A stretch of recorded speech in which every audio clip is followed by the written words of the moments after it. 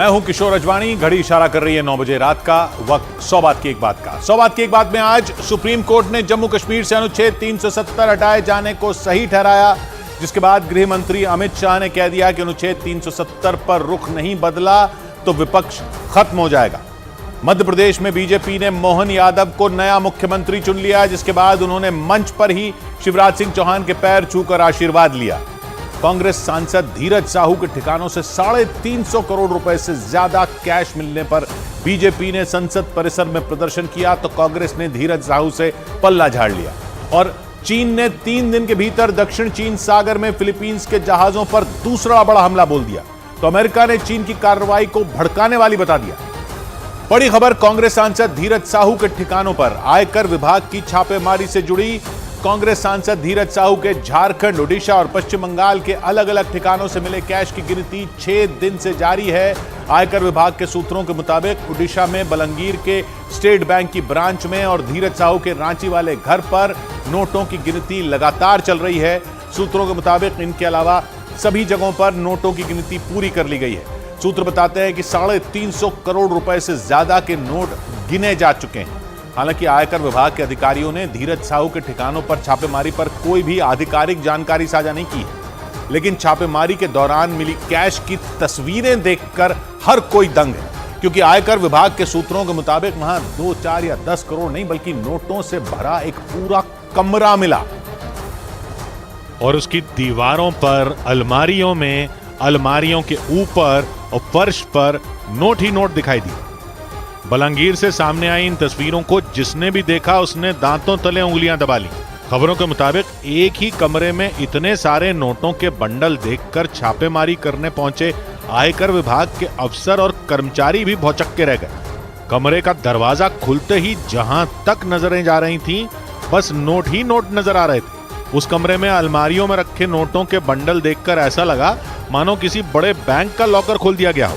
आयकर विभाग के सूत्रों के मुताबिक कमरे में लोहे की 9 अलमारियां मिली और उन अलमारियों के एक एक खाने में नोटों को ठूस ठूस कर भरा गया था। वीडियो देखकर ऐसा लगा मानो अलमारियों के अंदर नोटों के बंडल की दीवार बना दी गई हो। नोटों के बंडलों से लोहे की अलमारियां तो भरी ही थीं, उस कमरे में बने लकड़ी के रैक पर भी सैकड़ों गड्डियां रखी दिखाई दी, जिसका मतलब यह है कि उस कमरे का हर कोना नोटों से भरा हुआ था।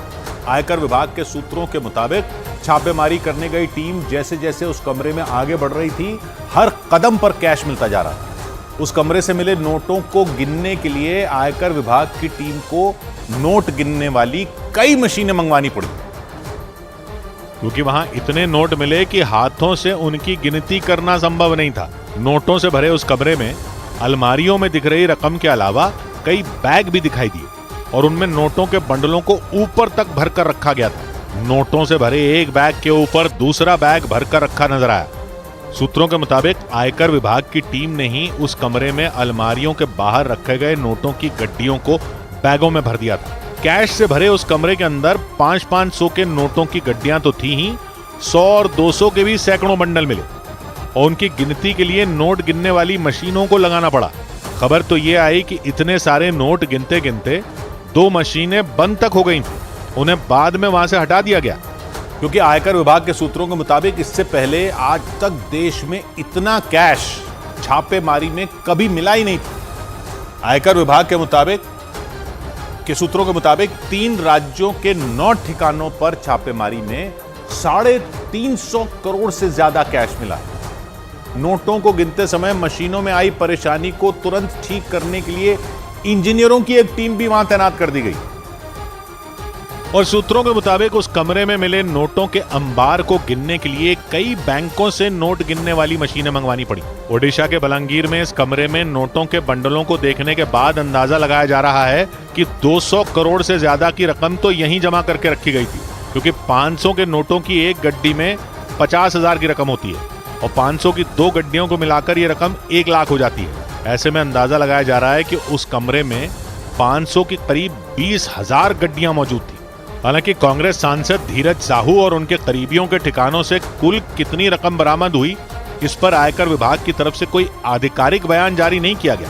माना जा रहा है कि नोटों की गिनती पूरी होने और छापेमारी की कार्रवाई पूरी होने के बाद ही आयकर विभाग इस पर जानकारी साझा करेगा।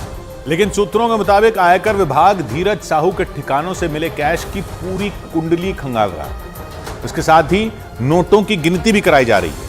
सूत्रों के मुताबिक ओडिशा में छापेमारी में मिले करोड़ों रुपयों को छापेमारी वाली जगह पर ही गिना गया, जबकि बाद में बचे हुए कैश को बोरियों और बैग में भरकर बलंगीर की स्टेट बैंक शाखा में भेज दिया गया, ताकि बैंक कर्मचारी नोटों की ठीक से गिनती कर सकें। ओडिशा के बलंगीर से सामने आए एक वीडियो में कड़ी सुरक्षा के बीच बैंक कर्मचारी छापेमारी में मिले कैश को बैगों और लोहे के बड़े बड़े बक्सों में भरकर बैंक ले जाते दिखे। इसके बाद बैंक के अंदर 3 बैंकों के 50 कर्मचारियों को 40 मशीनों के साथ नोट गिनने में लगा दिया गया। बैंक के अंदर इतनी बड़ी मात्रा में कैश देखकर हर कोई दंग था। नोट गिनने के लिए लगाए गए कर्मचारियों की आंखें भी फटी की फटी रह गईं। बैंक के अंदर बड़े से हॉल में टेबल के ऊपर चारों तरफ बस नोटों के बंडल ही नजर आए। टेबल पर नोट गिनने वाली मशीनों के साथ कतार में बैठे बैंक कर्मचारी बेहद सावधानी के साथ नोट गिनते दिखाई दिए। नोटों की गिनती के लिए लगाए गए 50 लोगों के अलावा भी 20 और कर्मचारियों की ड्यूटी लगा दी गई और उन्हें नोट गिनने के अलावा अलग अलग काम दे दिया गया। कुछ लोगों को नोटों की गिनती की पूरी प्रक्रिया की वीडियोग्राफी के काम में लगाया गया। आयकर विभाग के सूत्रों के मुताबिक छापेमारी के दौरान कोई भी एक्शन बिना वीडियो रिकॉर्डिंग के पूरा नहीं किया गया। यानी आयकर विभाग की टीम ने छापेमारी के दौरान पूरी सावधानी बरती।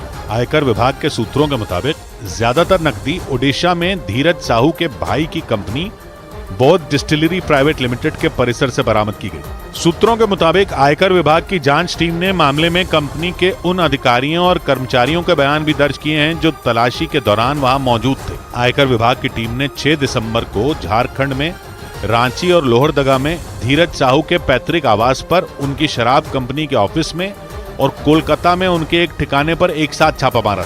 इसके अलावा आयकर विभाग ने ओडिशा के संबलपुर, बलांगीर, टिटलागढ़, बौद्ध, सुंदरगढ़, राउरकेला और भुवनेश्वर में एक साथ छापा मारकर हड़कंप मचा दिया। और इस छापेमारी के दौरान नोटों से भरे कमरे का वीडियो वायरल होने के बाद कांग्रेस सांसद धीरज साहू और उनके परिवार की चर्चा पूरे देश में होने लगी। उनकी कमाई, कारोबार, अरबों की संपत्ति लोगों में चर्चा का विषय बन गई। क्योंकि झारखंड के लोहरदगा के रहने वाले धीरज साहू सांसद होने के साथ साथ एक बड़े शराब कारोबारी भी हैं। खबरों के मुताबिक आजादी से पहले धीरज साहू के परिवार का शराब कारोबार पूरे पूर्वी भारत में फैला था। करीब 100 साल पहले ही उनके पिता और दादा शराब कारोबार से जुड़ गए थे। बाद में दादा और पिता के व्यापार को धीरज साहू ने आगे बढ़ाया और दूसरे कारोबार में भी हाथ आजमाया। कांग्रेस सांसद धीरज साहू की शराब company Baldev Sahu and group of companies Odisha की सबसे बड़ी शराब बनाने और बेचने वाली कंपनियों में एक है और इसी कंपनी की साझेदार है बौद्ध डिस्टिलरी प्राइवेट लिमिटेड नाम की कंपनी, जिसके ठिकाने पर आयकर विभाग ने छापे मारे और भारी मात्रा में कैश बरामद किया। और इस कंपनी के निदेशक कांग्रेस सांसद धीरज साहू के सगे भाई संजय साहू हैं। आयकर विभाग के सूत्रों के मुताबिक बौद्ध डिस्टिलरी प्राइवेट लिमिटेड पर इनकम टैक्स चोरी का आरोप है। हालांकि आयकर विभाग ने साफ तौर पर धीरज साहू या उनके करीबियों के यहां हुई छापेमारी पर कुछ भी नहीं कहा है, लेकिन कांग्रेस सांसद के ठिकानों से मिले कैश पर घमासान छिड़ गया। आयकर विभाग भी धीरज साहू से छापेमारी में बरामद नकदी की पाई का हिसाब लेने की तैयारी में। और जानकारों का कहना है कि अगर वो छापेमारी में मिले कैश का सही हिसाब किताब दे देते हैं तो आयकर विभाग उनका पैसा लौटा भी सकता है। जानकारों के मुताबिक जो कैश बरामद हुआ है उसमें टैक्स काटकर धीरज साहू को लौटाया जा सकता है, लेकिन उन्हें इस कमाई का सोर्स यानी पैसा कहां से आया इसकी सही जानकारी देनी होगी। जब कैश पकड़ा जाता है तो इस कैश पर भारी भरकम टैक्स लगता है। आयकर विभाग के सूत्रों के मुताबिक धीरज साहू के ठिकानों से मिला कैश देश में अब तक किसी भी छापेमारी में मिले कैश में सबसे ज्यादा है। इससे पहले देश में 5 ऐसे मामले सामने आए थे जब आयकर विभाग ने 50 करोड़ या उससे ज्यादा कैश जब्त किया था। उत्तर प्रदेश में इत्र कारोबारी पीयूष जैन के कन्नौज और कानपुर के ठिकानों से 196 करोड़ रुपए नकद और 23 किलो सोना बरामद किया गया था। अगस्त 2022 में महाराष्ट्र के जालना में आयकर विभाग ने एक स्टील और कपड़ा व्यापारी के घर से करीब 390 करोड़ की बेनामी संपत्ति जब्त की थी। और इसी तरह पश्चिम बंगाल में अर्पिता मुखर्जी के घर छापेमारी में ईडी ने करीब 50 करोड़ रुपए नकद और प्रॉपर्टी के पेपर बरामद किए थे। लेकिन इस बार आयकर विभाग के शिकंजे में कांग्रेस सांसद धीरज साहू आ गए। इसके बाद बीजेपी ने उनके खिलाफ मोर्चा खोल दिया। महाराष्ट्र में बीजेपी महिला मोर्चा से जुड़ी महिलाओं ने हाथों में बैनर और पोस्टर लेकर सड़क पर जोरदार प्रदर्शन किया और कांग्रेस सांसद धीरज साहू के पोस्टर पर चप्पलों की बारिश कर दी।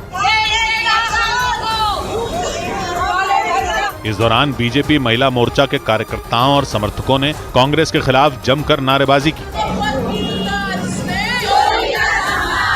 हालांकि कांग्रेस ने धीरज साहू मामले में चुप्पी साध ली। कांग्रेस नेता अधीर रंजन चौधरी ने तो साफ साफ कह दिया कि इससे कांग्रेस का कोई लेना देना नहीं। कांग्रेस पार्टी के साथ इसका कोई सरोकार नहीं है। लेकिन बीजेपी इस मामले में कांग्रेस को पूरी तरह घेर रही है। दिल्ली में बीजेपी के राष्ट्रीय अध्यक्ष जेपी नड्डा ने सांसदों के साथ गांधी प्रतिमा के करीब प्रदर्शन किया और कांग्रेस पर जोरदार हमला बोला। कांग्रेस पार्टी और भ्रष्टाचार ये एक ही सिक्के के दो पहलू हैं। धीरज साहू के ठिकानों पर छापेमारी के मामले लेकर प्रधानमंत्री तक सोशल मीडिया प्लेटफॉर्म पर कांग्रेस को घेर चुके हैं। उधर बड़ी खबर आई सुखदेव सिंह गोगामेडी हत्याकांड से जुड़ी। खबर है कि गोगामेडी की पत्नियों के बीच उनकी करोड़ों की संपत्ति को लेकर खींचतान शुरू हो गई।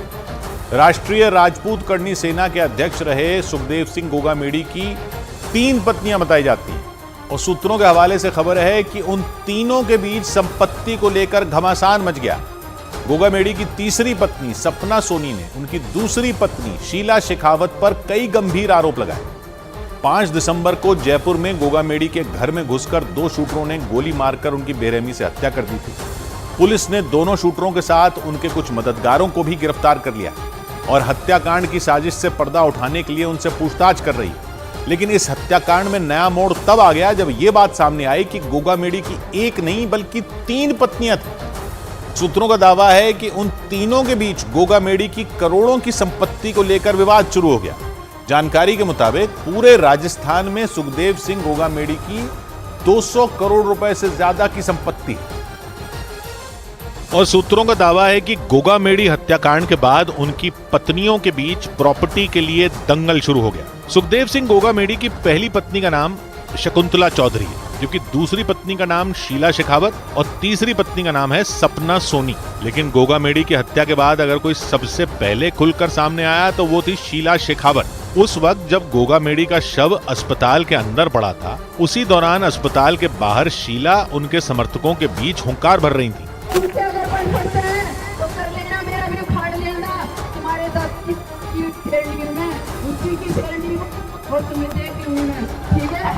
सुखदेव गोगामेडी की हत्या से बिफरी हुई उनकी पत्नी शीला शेखावत प्रशासन को ही चुनौती दे रही थी। वादा करिए आप लोग मुझसे कि जब तक उनका एनकाउंटर नहीं हो जाता आप हिलोगे नहीं। उन्होंने खुलेआम गोगामेडी के समर्थकों से उनकी हत्या का बदला लेने की अपील भी कर दी थी। आपको भी पता है कि गीदड़ों ने शेर का शिकार किया है, उस शेर का जो हमारे समाज को जगाया। मतलब गोगामेडी की हत्या के बाद शीला शेखावत ने यह बताने की कोशिश की थी कि उनकी उत्तराधिकारी वही हैं। लेकिन सुखदेव गोगामेडी की तीसरी पत्नी को शायद यह मंजूर नहीं। इसी वजह से यह माना जा रहा है कि गोगामेडी की संपत्ति और राष्ट्रीय राजपूत करनी सेना पर अधिकार को लेकर विवाद बढ़ सकता है, क्योंकि सूत्रों के मुताबिक शीला शेखावत ने राष्ट्रीय राजपूत करनी सेना पर कब्जा करने की भी पूरी प्लानिंग कर ली है। और खबर है कि जैसे ही इसकी भनक गोगामेडी की तीसरी पत्नी सपना सोनी को लगी, उन्होंने भी मोर्चा संभाल लिया और मीडिया के सामने आकर उन्होंने शीला शेखावत पर जमकर प्रहार किए। संपत्ति का विवाद तब शुरू हुआ जब एक रोज पहले शीला शेखावत ने गोगामेडी की तीसरी पत्नी सपना सोनी को पहचानने से ही इनकार कर दिया। इस बारे में जब न्यूज 18 की टीम ने सपना सोनी से बातचीत की तो उन्होंने शीला शेखावत पर पैसों की लालची होने समेत कई गंभीर आरोप लगा दिए। साथ 2 महीने रह के गई है वो इसी मकान में। उसने क्यों बोला वो जाने, उसका हो सकता है प्रॉपर्टी का उसको ज्यादा ही होगा, उसको प्रॉपर्टी के लिए कर रही होगी। और तो और उन्होंने ये भी आरोप लगाया कि शीला शेखावत अपने पति यानी गोगामेडी के नाम तक का इस्तेमाल नहीं करती थी। वो अपने पापा का ही नाम लगाते, क्योंकि मैंने उनके डॉक्यूमेंट्स यहाँ आते थे तो मैं देखती थी डॉक्यूमेंट्स में उनके पापा का नाम है। बातचीत के दौरान सपना सोनी ने दावा किया कि उन्हें गोगामेडी की संपत्ति का लालच नहीं है, बल्कि उन्हें सिर्फ और सिर्फ न्याय चाहिए। और गोगामेडी की तीसरी पत्नी सपना सोनी ने यह भी दावा किया कि राजपूत समुदाय से होने की वजह से ही शीला शेखावत को समर्थन मिल रहा है, जबकि उनका दावा है कि जयपुर में सुखदेव सिंह गोगामेडी सबसे ज्यादा उनके साथ रहते थे। और सपना सोनी के मुताबिक वारदात वाले दिन जब गोगा मेडी के ऊपर गोलियां चल रही थीं, तब वो मकान की दूसरी मंजिल पर ही मौजूद थी। न्यूज 18 से बातचीत के दौरान उन्होंने खुद को गोगा मेडी की तीसरी पत्नी बताया। सपना सोनी ने यह भी दावा किया कि गोगा मेडी सबसे ज्यादा उनके साथ ही रहते थे और इसी वजह से उनके बारे में वो बाकी 2 पत्नियों से ज्यादा जानती हैं। उनका दावा है कि गोगा मेडी की पूरी संपत्ति पहली पत्नी शकुंतला चौधरी के नाम पर है। हालांकि गोगा मेडी उनके घर ज्यादा नहीं जाते थे। हाँ, बताया जा रहा है कि शकुंतला जी के नाम पे मुझे बताते थे ऐसे कि अभी तो सब कुछ शकुंतला के नाम ही है। सपना सोनी के मुताबिक सुखदेव गोगा मेडी की शीला शेखावत से 2 बेटियां और 1 बेटा है। इसके बाद भी गोगा मेडी उनके साथ नहीं रहते थे। उन्होंने दावा किया कि राजपूत समुदाय से होने की वजह से ही शीला को ज्यादा समर्थन मिल रहा है। उनका दावा है कि गोगा मेडी की हत्या के बाद वो भी शीला शेखावत की तरह मीडिया के सामने आ सकती थी, लेकिन उन्होंने ऐसा नहीं किया। और पुलिस सूत्रों का दावा है कि हत्याकांड में शामिल शूटर रोहित राठौड़ के साथ सुखदेव गोगा मेडी की कई साल पुरानी रंजिश थी। सूत्रों के मुताबिक 7 साल पहले शूटर रोहित राठौड़ पर राजपूत समुदाय की एक नाबालिग लड़की को भगाने और उसका रेप करने का केस दर्ज हुआ था। और पुलिस के सूत्रों का दावा है कि राजपूत बिरादरी से आने की वजह से इस मामले में गोगा मेडी ने लड़की के घर वालों की हर मुमकिन मदद की थी। सूत्र बताते हैं कि पुलिस की पूछताछ में रोहित राठौड़ ने बताया कि सुखदेव गोगा मेडी की वजह से ही उसे जेल जाना पड़ा था और तो और मुकदमा लड़ने के लिए उसे अपना घर तक गिरवी रखना पड़ा था। मतलब गोगा मेडी की वजह से रोहित राठौड़ को काफी नुकसान हुआ था। और पुलिस सूत्रों का दावा है कि तभी से रोहित राठौड़ किसी भी सूरत में गोगा मेडी से बदला लेना चाहता था। पुलिस के सूत्र ये भी बताते हैं कि जेल में ही रोहित गोदारा के करीबी और लॉरेंस गैंग के गुर्गे वीरेंद्र चारण से रोहित राठौड़ की मुलाकात हुई थी और जैसे ही गैंगस्टर वीरेंद्र चारण ने गोगा मेडी हत्याकांड के लिए उससे पूछा तो वो फौरन वारदात को अंजाम देने के लिए तैयार हो गया था। और पुलिस सूत्रों के मुताबिक लॉरेंस गैंग ने शूटर रोहित राठौड़ और नितिन फौजी को हत्याकांड के बाद विदेश भेजने का झांसा दिया था। उनसे यह वादा किया गया था कि गोगा मेडी को मारने के बाद वो दोनों भी गोल्डी बराड़ की तरह ही विदेश में ऐशो आराम की जिंदगी गुजार सकेंगे। और पुलिस सूत्रों का दावा है कि इसके लिए दोनों को टोकन मनी के तौर पर 50-50 हजार रुपए दिए गए थे। पुलिस के सूत्र बताते हैं कि गोगा मेडी हत्याकांड को अंजाम देने के लिए लॉरेंस गैंग ने शूटर रोहित राठौड़ और नितिन फौजी को विदेश भेजने का झांसा दिया था। मतलब गोगा मेडी की वजह से रोहित राठौड़ को काफी नुकसान हुआ था, जहां वो गैंगस्टर गोल्डी बराड़ की तरह ऐशो आराम की जिंदगी गुजार पाएंगे। सूत्र बताते हैं कि चंडीगढ़ के बाद दोनों गोवा भागने की फिराक में थे। वहां से इन दोनों का प्लान दक्षिण भारत के शहरों में छिपने का था। बताया गया कि 20 दिन तक शूटर रोहित राठौड़ और नितिन फौजी को पुलिस से बचना था। प्लानिंग ये थी कि इन 20 दिन में लॉरेंस गैंग के गुर्गे इनके लिए पासपोर्ट और वीजा का इंतजाम करते, लेकिन इनकी प्लानिंग पर पानी तब फिर गया जब पुलिस ने चंडीगढ़ से दोनों को गिरफ्तार कर लिया। और दोनों शूटरों के साथ उनके एक मददगार को भी पुलिस ने गिरफ्तार कर लिया। तीसरे आरोपी की पहचान उधम के तौर पर हुई। आरोप है कि उसने दोनों शूटरों नितिन फौजी और रोहित राठौड़ को पुलिस से बचाने और छिपाने में मदद की थी।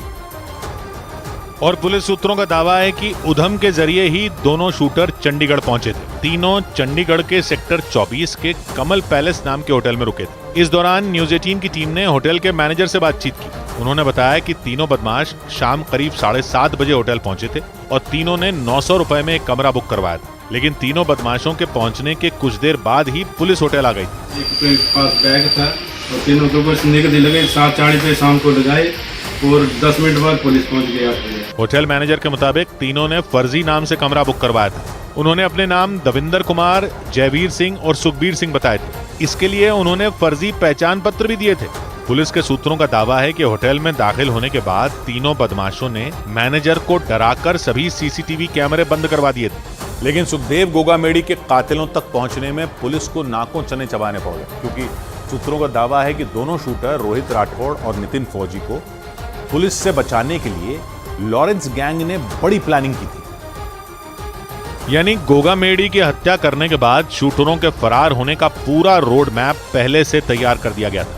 हत्या करने के बाद शूटर कहां रुकेंगे और फरार होने में कौन उनकी मदद करेगा, ये पूरी प्लानिंग पहले ही कर ली गई थी। पुलिस सूत्रों के मुताबिक 5 दिसंबर को वारदात अंजाम देने के बाद दोनों शूटर नितिन फौजी और रोहित राठौड़ ने सचिन माली नाम के आदमी की मदद से एक टैक्सी ली और फिर जयपुर से सीधा राजस्थान के सुजानगढ़ पहुंचे। यहाँ से दोनों शूटर बस में बैठकर हरियाणा के रेवाड़ी जिले के धारुएड़ आए। और इसके बाद दोनों ने धारूहेड़ा से रेवाड़ी रेलवे स्टेशन जाने के लिए 500 रुपए में एक ऑटो किराए पर लिया। 6 दिसंबर को रेवाड़ी रेलवे स्टेशन पर दोनों शूटरों की तस्वीरें भी सामने आई। सूत्र बताते हैं कि रेवाड़ी से दोनों हरियाणा के हिसार निकल गए, जहां पहले से ही गैंगस्टर वीरेंद्र चारण का गुर्गा उधम उनका इंतजार कर रहा था। हिसार पहुंचने के बाद उधम शूटर नितिन फौजी और रोहित राठौड़ को लेकर मनाली निकल गए, लेकिन जैसे ही 9 दिसंबर को तीनों मनाली से चंडीगढ़ लौटे, पुलिस ने तीनों को धर दबोचा। और पुलिस सूत्रों का दावा है कि लॉरेंस बिश्नोई के करीबी गैंगस्टर संपत नेहरा के इशारे पर दुबई में बैठे रोहित गोदारा ने गोगा मेडी की हत्या की पूरी साजिश रची। इसके लिए उसने अपने राइट हैंड वीरेंद्र चारण को इस हत्याकांड को अंजाम तक पहुंचाने का काम सौंपा था। और उसी के तहत वीरेंद्र चारण ने सबसे पहले हत्याकांड को अंजाम देने के लिए 2 शूटरों रोहित राठौर और नितिन फौजी का इंतजाम किया। शूटर रोहित राजस्थान की अजमेर जेल में वीरेंद्र चारण के साथ बंद था और उसकी गोगा मेडी से पुरानी दुश्मनी थी। उसी का फायदा उठाकर वीरेंद्र चारण ने उसे हत्याकांड को अंजाम देने के लिए तैयार कर लिया। पुलिस सूत्रों का दावा है कि दूसरे शूटर नितिन फौजी को विदेश भेजने का लालच दिया गया था। शूटरों का इंतजाम होने के बाद सुखदेव गोगामेडी की उनके घर पर ही हत्या करने की प्लानिंग की गई। और सूत्रों के मुताबिक वारदात को अंजाम देने के लिए गैंगस्टर वीरेंद्र ने ही अपने गुर्गों के जरिए दोनों शूटरों तक जयपुर में ही हथियार पहुंचवाए थे। सूत्र ये भी बताते हैं कि वारदात को अंजाम देने से पहले और उसके बाद भी दोनों शूटर नितिन फौजी और रोहित राठौड़ गैंगस्टर वीरेंद्र चारण के संपर्क में थे। राजस्थान पुलिस के मुताबिक 1 लाख रुपए के इनामी बदमाश वीरेंद्र चारण पर गैंगस्टर राजू ठेठ की हत्या करवाने का आरोप है और तभी से पुलिस को उसकी तलाश है। लेकिन दावा है कि रोहित गोदारा की तरह वीरेंद्र चारण भी फर्जी पासपोर्ट से दुबई फरार हो चुका है और वो वहीं से रोहित गोदारा के इशारे पर लॉरेंस गैंग के लिए वारदात को अंजाम देता है। पुलिस के सूत्रों के मुताबिक सुखदेव गोगामेडी की हत्या करने से पहले दोनों शूटरों ने 1 हफ्ते तक उनकी और उनके घर की रेकी की थी और फिर पूरी प्लानिंग के साथ 5 दिसंबर को दिन दहाड़े घर में घुसकर गोगामेडी को दोनों शूटरों ने गोलियों से छलनी कर दी। पुलिस के सूत्र बताते हैं कि इस जघन्य वारदात को अंजाम देने के लिए दोनों शूटरों ने 1 हफ्ते तक गोगामेडी और उनके घर की रेकी की थी। दावा यह भी किया जा रहा है कि दोनों शूटरों के साथ नवीन शेखावत भी गोगामेडी की रेकी करने में शामिल था। ये वही नवीन शेखावत है जिससे शूटरों ने गोगामेडी की हत्या के दौरान गोली मार दी थी। और पुलिस के मुताबिक गोगामेडी हत्याकांड में नवीन शेखावत भी शामिल था। दावा है कि नवीन शेखावत दोनों शूटरों को ये कहकर मिलवाने ले गया था कि इन दोनों के स्कूल हैं और उन्हें मान्यता नहीं मिल रही। मतलब मदद मांगने के बहाने नवीन शेखावत के जरिए ही दोनों शूटर गोगामेडी के घर में दाखिल हुए थे। सूत्रों के मुताबिक शूटरों को नवीन शेखावत को इसलिए गोली मारनी पड़ी क्योंकि वो डर की वजह से दोनों को रोकने की कोशिश कर रहा था और उसी वजह से शूटरों को वारदात अंजाम देने के दौरान नवीन शेखावत को भी रास्ते से हटाना पड़ गया। पुलिस सूत्रों के मुताबिक जांच में इस बात का भी पता चला कि जयपुर में हुए सुखदेव सिंह गोगामेडी हत्याकांड के तार हरियाणा के भूंडसी जेल से भी जुड़े हुए हैं, क्योंकि उस जेल में गैंगस्टर रॉनी राजपूत बंद है, जो गैंगस्टर रोहित गोदारा का बेहद करीबी बताया जाता है। पुलिस के सूत्र बताते हैं कि रॉनी राजपूत ने ही हरियाणा के महेंद्रगढ़ के रहने वाले शूटर नितिन फौजी का संपर्क रोहित गोदारा से करवाया था। दावा है कि जेल में बंद होने के बावजूद उसने फोन से रोहित गोदारा से शूटर नितिन फौजी की बात करवाई थी और उस दौरान रोहित गोदारा ने नितिन फौजी को हत्याकांड को अंजाम देने के बदले मोटी रकम देने के साथ उसे विदेश बुलाने का झांसा दिया था। दावा यह भी है कि जेल से ही रॉनी राजपूत गोगामेडी हत्याकांड में लगातार रोहित गोदारा के साथ बातचीत कर रहा था। इसी वजह से जयपुर पुलिस हरियाणा की भौंडसी जेल में बंद रॉनी राजपूत से पूछताछ करने की तैयारी में है, ताकि 5 दिसंबर को अंजाम दिए गए गोगामेडी हत्याकांड की पूरी साजिश से पर्दा उठाया जा सके। उधर बड़ी खबर आई मध्य प्रदेश के नए सीएम से जुड़ी। उज्जैन दक्षिण सीट से विधायक मोहन यादव को बीजेपी विधायक दल की बैठक में नया सीएम चुन लिया गया। यानी ये साफ हो गया कि मध्य प्रदेश में शिवराज सिंह चौहान का राज खत्म हो गया। मोहन यादव ने राज्यपाल से मिलकर सरकार बनाने का दावा भी पेश कर दिया, जबकि शिवराज सिंह चौहान ने मुख्यमंत्री पद से अपना इस्तीफा दे दिया। हालांकि मोहन यादव का नाम सामने आना चौंकाने वाला फैसला इसलिए है क्योंकि मुख्यमंत्री पद के दावेदारों में उनका नाम कहीं नहीं था, लेकिन अचानक विधायक दल की बैठक में उनके नाम का प्रस्ताव आया और उन्हें नेता चुन लिया गया। जिसके बाद भोपाल के बीजेपी दफ्तर का माहौल ही बदल गया। विधायक दल की बैठक खत्म होने के बाद तय हो गया कि मोहन यादव ही नए मुख्यमंत्री होंगे। मंच पर मोहन यादव की दाईं ओर शिवराज सिंह चौहान दिखे और बाईं ओर प्रदेश अध्यक्ष वीडी शर्मा। वीडी शर्मा ने उन्हें मिठाई खिलाई तो शिवराज सिंह चौहान ने फूलों का गुलदस्ता मोहन यादव को दिया। तभी मोहन यादव ने मंच पर ही शिवराज सिंह चौहान के पांव छू लिए। शिवराज सिंह चौहान ने भी उनकी पीठ थपथपाई, लेकिन मोहन यादव ने उनका हाथ पीठ से हटाकर अपने सिर पर रख लिया और उनका आशीर्वाद लिया। मोहन यादव ने सीएम पद मिलने पर बीजेपी संगठन की भी तारीफ करने में कोई कसर नहीं छोड़ी। केवल ये भाजपा ही है जो सामान्य से छोटे से कार्यकर्ताओं को भी इतनी बड़ी जवाबदारी देती है। मोहन यादव मध्य प्रदेश की उज्जैन दक्षिण विधानसभा सीट से तीसरी बार विधायक बने और उनके सीएम बनने की खबर आते ही उज्जैन में उनके घर पर जश्न शुरू हो गया। ओबीसी समुदाय से ताल्लुक रखने वाले मोहन यादव का नाम इसलिए भी अहम है क्योंकि मध्य प्रदेश में ओबीसी समुदाय की आबादी 48% मानी जाती है। इसीलिए उन्हें मुख्यमंत्री बनाया जाना 2024 की लड़ाई के मद्देनजर बीजेपी का बड़ा दांव माना जा रहा है। उनके सीएम बनने की खबर आते ही उज्जैन में उनके घर पर आतिशबाजी शुरू हो गई। आसमान रंग बिरंगी रोशनी से नहाया हुआ दिखने लगा। घर पर अचानक सुरक्षा चाक चौबंद करने के लिए पुलिस की तैनाती बढ़ने लगी। उज्जैन को महाकाल की नगरी माना जाता है और मोहन यादव ने घर में ही महाकाल का बड़ा सा मंदिर भी बनाया हुआ। उनका परिवार तो मोहन यादव की कामयाबी को महाकाल का आशीर्वाद ही मान रहा है। मोहन यादव का चुनावी जीवन तो ज्यादा लंबा नहीं है, लेकिन राजनीति में वो मजे हुए खिलाड़ी हैं। और बीजेपी में आने से पहले वो अखिल भारतीय विद्यार्थी परिषद से भी लंबे वक्त तक जुड़े रहे। इसके अलावा उन्होंने राष्ट्रीय स्वयंसेवक संघ के लिए भी लंबे वक्त तक काम किया और माना जा रहा है कि जातीय समीकरण के अलावा आरएसएस से नजदीकी भी उनके सीएम पद पर चुने जाने की बड़ी वजह बनी। 2013 में वो पहली बार उज्जैन दक्षिण सीट से विधायक चुने गए थे। इसके बाद वो लगातार 3 चुनावों में इसी सीट से जीत दर्ज करने में कामयाब हुए। शिवराज सिंह चौहान की पिछली कैबिनेट में उन्हें शिक्षा मंत्री भी बनाया गया था, यानी संगठन में तो उन्होंने काम किया ही, उन्हें मंत्री पद पर रहते हुए प्रशासनिक अनुभव भी मिल गया। मोहन यादव का पहला लक्ष्य 2024 के चुनाव में मध्य प्रदेश की 29 लोकसभा सीटों पर बीजेपी को जीत दिलाना होगा। उधर बड़ी खबर अनुच्छेद 370 हटाने के मामले में सुप्रीम कोर्ट के फैसले से जुड़ी। सुप्रीम कोर्ट ने सरकार के 2019 में लिए इस फैसले को पूरी तरह संवैधानिक बताते हुए इस पर मोहर लगा दी। सरकार ने 9 अगस्त 2019 को जम्मू कश्मीर में जारी अनुच्छेद 370 को हटाने का फैसला लिया था, जिसके बाद इस फैसले के विरोध में सुप्रीम कोर्ट में 23 याचिकाएं दाखिल की गई थी। लेकिन सुप्रीम कोर्ट ने सरकार के अनुच्छेद 370 हटाने के फैसले को सही ठहराते हुए वहां जल्द चुनाव कराने के निर्देश दे दिए। इसके बाद देश के गृह मंत्री अमित शाह ने राज्यसभा में इससे जुड़े सवालों का जवाब दिया और साफ कर दिया कि बीजेपी ने सत्ता संभालते ही जम्मू कश्मीर की जनता से अनुच्छेद 370 हटाने का जो वादा किया था वो पूरा हुआ। इसके अलावा उन्होंने ये भरोसा भी दिया कि वहां जल्द ही चुनाव भी कराए जाएंगे। इस दौरान गृह मंत्री ने पाकिस्तान के कब्जे वाले कश्मीर पर भी सरकार का रुख साफ कर दिया। जिसको जो बोलना है वो बोले। इस सदन में बोला हुआ शब्द इतिहास बनता है। मैं आज फिर से कहना चाहता हूं, पाक ऑक्यूपाइड कश्मीर भारत का है, हमारा है और हमसे कोई नहीं। इस बीच जम्मू कश्मीर से अनुच्छेद 370 को हटाए जाने के फैसले को सही ठहराते हुए सुप्रीम कोर्ट ने इस फैसले पर मोहर लगा दी। जम्मू कश्मीर को विशेष राज्य का दर्जा देने वाले इस अनुच्छेद 370 को हटाने का फैसला सरकार ने 2019 में लिया था।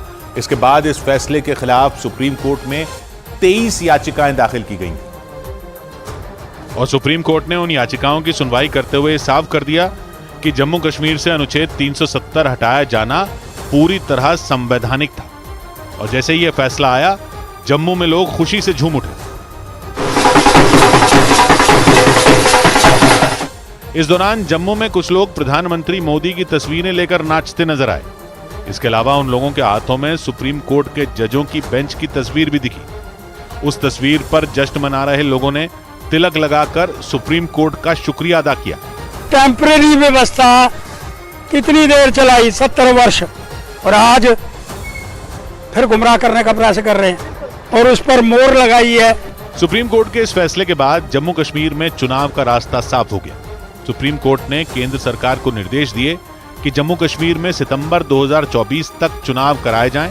इसके अलावा यह भी साफ हो गया कि जम्मू कश्मीर को केंद्र शासित प्रदेश से बदलकर पूर्ण राज्य का दर्जा दिया जाएगा। क्योंकि केंद्र सरकार ने 9 अगस्त 2019 को जम्मू कश्मीर से अनुच्छेद 370 हटा दिया था। इसके बाद राज्य को दो हिस्सों में बांटते हुए जम्मू कश्मीर और लद्दाख दो केंद्र शासित प्रदेश बनाए गए थे। सुप्रीम कोर्ट में सरकार के इसी फैसले के खिलाफ याचिका दायर की गई थी। लेकिन सुप्रीम कोर्ट में चीफ जस्टिस डीवाई चंद्रचूड़ की अध्यक्षता वाली बेंच ने सरकार के इस फैसले को सही ठहराया। सुप्रीम कोर्ट के मुताबिक संविधान में जम्मू कश्मीर से अनुच्छेद 370 हटाने का अधिकार राष्ट्रपति के पास था। मतलब उन्होंने जो फैसला लिया वो कानूनी तौर पर सही था। साथ ही सुप्रीम कोर्ट ने यह भी साफ कर दिया कि अनुच्छेद 370 वैकल्पिक यानी कुछ दिनों के लिए अपनाई गई व्यवस्था थी, जिसे हटाया जाना पहले से तय था। इसके अलावा अपने फैसले में सुप्रीम कोर्ट ने सरकार को ये निर्देश भी दिए कि वहां जल्द से जल्द चुनाव कराए जाए, जिसका मतलब ये हुआ कि जम्मू कश्मीर में भी देश के बाकी राज्यों की तरह चुनाव करवाए जाएंगे। जबकि इससे पहले तक अनुच्छेद 370 की वजह से देश में लागू होने वाले कई नियम जम्मू कश्मीर पर लागू नहीं होते थे।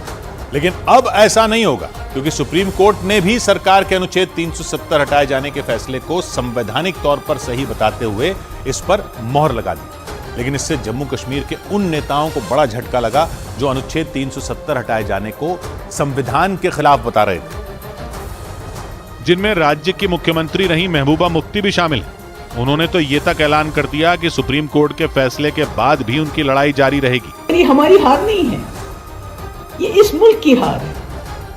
धोखा उन्होंने किया, हमने तो नहीं किया। हालांकि सुप्रीम कोर्ट ने इस फैसले के बाद अनुच्छेद 370 पर जारी बहस पर पूर्ण विराम लगा दिया। प्रधानमंत्री मोदी ने ट्वीट कर इस फैसले को ऐतिहासिक बताते हुए जम्मू कश्मीर के लोगों को बधाई दी। इसके अलावा सुप्रीम कोर्ट के इस फैसले का जश्न देश के कई हिस्सों में मनता नजर आया। मुंबई में बीजेपी कार्यकर्ताओं ने एक दूसरे को मिठाई खिलाकर बधाई दी। कश्मीर हमारा है। इसके अलावा देश के अलग अलग हिस्सों में बीजेपी के कार्यकर्ता इस फैसले को अपनी जीत बताते हुए जश्न मनाते नजर आए। ऐसा इसलिए क्योंकि जम्मू कश्मीर से अनुच्छेद 370 हटाना हमेशा से बीजेपी का एजेंडा रहा है। हालांकि सुप्रीम कोर्ट ने अपने फैसले में ये निर्देश भी दिए कि सरकार वहां मानवाधिकारों के उल्लंघन के मामलों के निपटारे के लिए एक कमेटी भी बनाए। ये कमेटी अनुच्छेद 370 हटाए जाने के बाद सामने आई शिकायतों का निपटारा करेगी। क्योंकि कश्मीर के कई राजनेताओं ने ये आरोप लगाए थे कि अनुच्छेद 370 हटने के बाद उनके साथ ज्यादती की गई।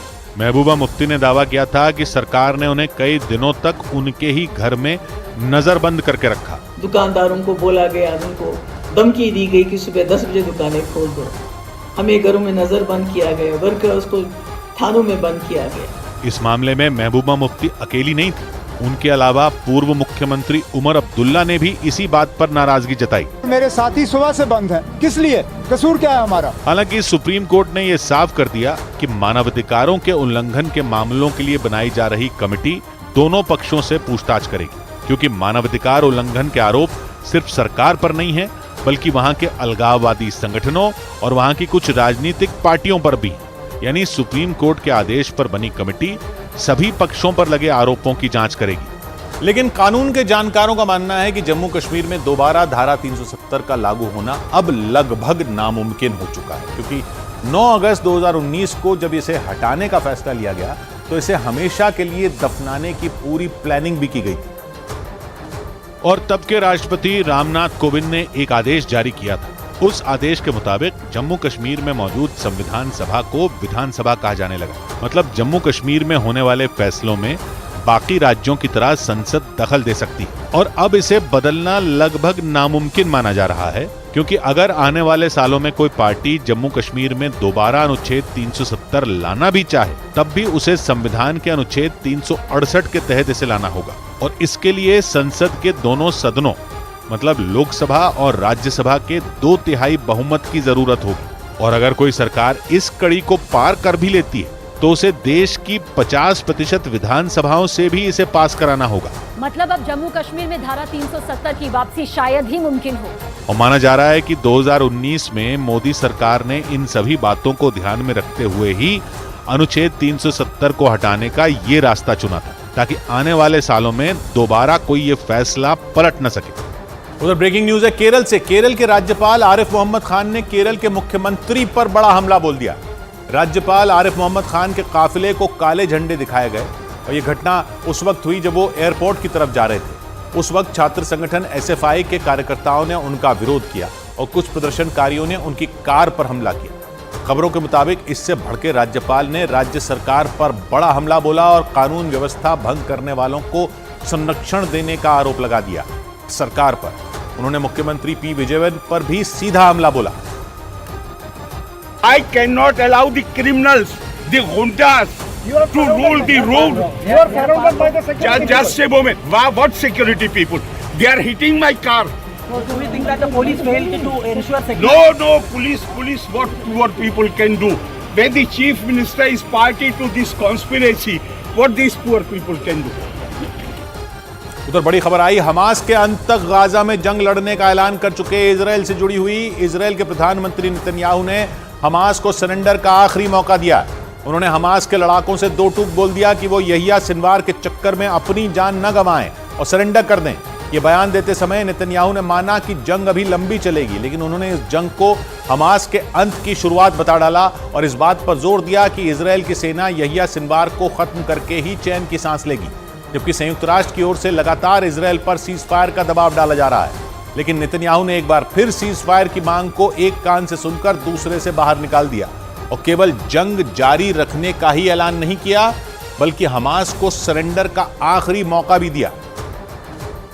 क्योंकि यहिया सिनवार के पकड़े जाने तक इजराइल का इरादा गाजा को यूं ही लहूलुहान करने का है। उसने जबालिया कैंप में रेड का वीडियो जारी करके अपने इरादे एक बार फिर जाहिर किए, क्योंकि वीडियो में इजराइल के सैनिक जबालिया कैंप के अंदर फायरिंग करते दिखे। इजराइल की सेना ने जानकारी दी कि उसने जबालिया कैंप में रेड इसलिए मारी क्योंकि उसे शक था कि हमास का एक खूंखार कमांडर वहां छिपा है और उसे पकड़ने के लिए इजराइल के सैनिक दबे पांव जबालिया कैंप के बाहर पहुंचे और गोलियां चलाईं। इजराइल के जिस सैनिक ने गोलियां चलाईं, उसे अचानक पीछे खड़े सैनिक ने रोका और झटके से दूसरी तरफ आया और दोबारा अटैक शुरू किया, क्योंकि इजराइल की सेना का कहना था कि यह ऑपरेशन प्लान नहीं किया गया था। और उसे अचानक खबर मिली कि जबालिया कैंप में हमास के दो खतरनाक कमांडर छिपकर बैठे हैं। हालांकि इजराइल ने उनका नाम नहीं बताया, लेकिन उन्हें पकड़ने के लिए उसने आनन फानन में ऑपरेशन शुरू कर दिया। लेकिन जबालिया कैंप के अंदर घुसने से पहले इजराइल के सैनिकों को धुआंधार गोलियां चलानी पड़ी। वो अंदर मौजूद हमास के लड़ाकों को ललकारते भी सुनाई दिए और इसी दौरान एक सैनिक ने कैंप के अंदर बम फेंक दिया।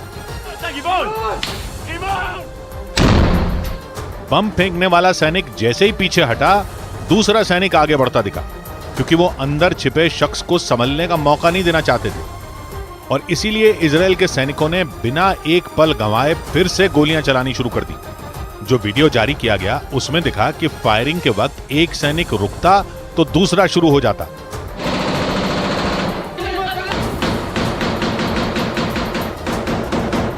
इजराइल की सेना ने बताया कि यह ऑपरेशन जबालिया कैंप के नीचे बनी सुरंग में छिपे हमास के लड़ाकों को पकड़ने के लिए चलाया गया था, लेकिन सुरंग में घुसने से पहले ही खूब गोलियां चली और इसके बाद इजराइल के सैनिक अंदर घुसे।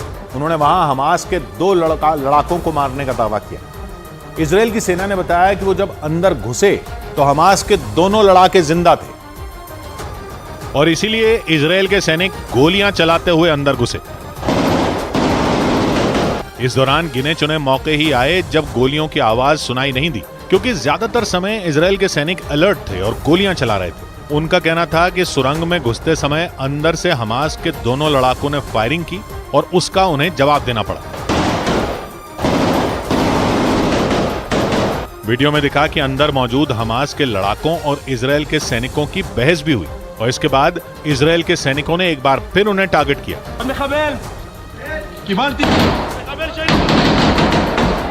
इजराइल ने जो वीडियो जारी किया उसमें दोनों हमास लड़ाकों के शव भी दिखाए गए। इसके अलावा जबालिया कैंप के नीचे बनी सुरंग की दीवारों पर गोलियों के निशान और यहाँ वहाँ बिखरा सामान भी दिखा। मतलब इजराइल की सेना ने गाजा में जारी सैन्य ऑपरेशन का एक और खतरनाक वीडियो जारी करके बता दिया कि इजराइल की सेना अब नहीं रुकेगी और अब तो उसकी खतरनाक याहलोम यूनिट मैदान में उतर चुकी है। जबालिया कैंप में भी इजराइल की सेना की इसी टुकड़ी ने हाहाकार मचाया।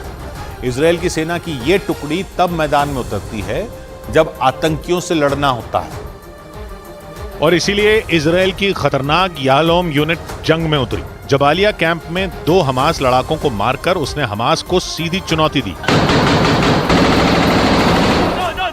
इजराइल की भाषा हिब्रू में याहलोम का मतलब होता है हीरा, और इसीलिए याहलोम यूनिट का नाम उसकी काबिलियत दिखाता है, क्योंकि इजराइल ने ये यूनिट सुरंगों को ढूंढने और वहां से दुश्मनों का सफाया करने के लिए बनाई है। इस यूनिट का हर सैनिक कई आतंकियों पर भारी पड़ता है, जिसके लिए उन्हें खतरनाक ट्रेनिंग दी जाती है। और इसीलिए हमास के जिन लड़ाकों को इजराइल आतंकी कहता है, उनका सफाया करने के लिए याहलोम यूनिट गाजा में जंग लड़ने लगी।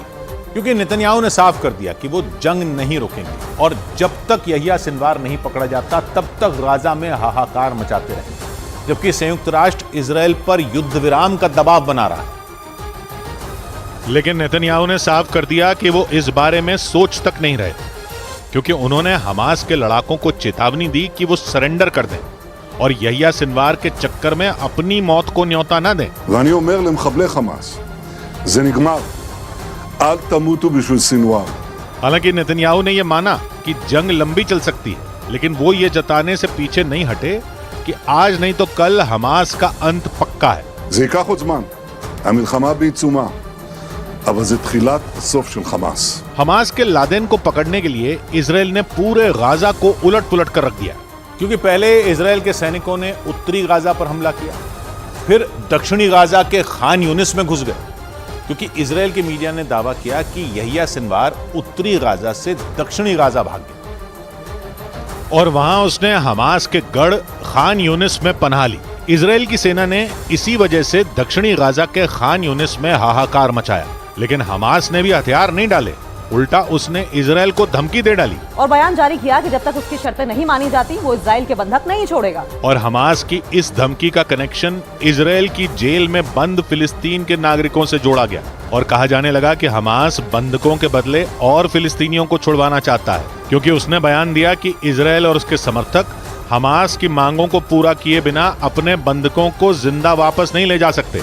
यानी नेतन्याहू और हमास दोनों अड़े हुए, जिसका खमियाजा गाजा के आम लोग भुगत रहे हैं, क्योंकि नेतन्याहू सिनवार को पकड़े बिना सीज फायर के बारे में सोच तक नहीं रहे।